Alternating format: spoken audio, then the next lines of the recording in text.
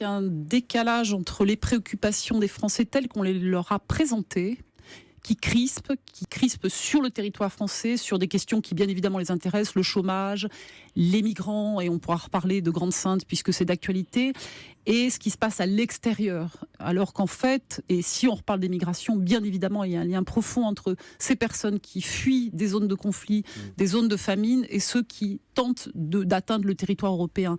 Et donc c'est vraiment dommage qu'il n'y ait pas cette approche qu'on peut tous entendre et comprendre entre ce qui se passe autour de nous, en Europe, mais bien au-delà, et ce qui se passe sur le territoire français. On est en plus dans quelque chose qui n'est pas fini, qui ne fait que commencer. C'est une urgence. Là, si on en revient à la famine, c'est une véritable urgence. Il y a 20 millions de personnes qui sont quasiment en danger de mort.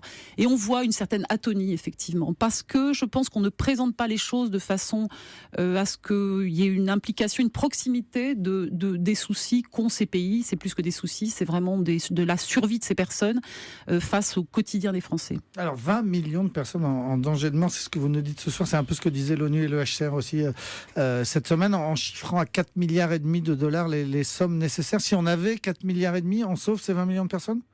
Oui, alors là aussi, je peux me permettre une comparaison. C'est 4,5 milliards de besoins immédiats. Seuls 21% sont déboursés à l'instant, donc on est loin du compte.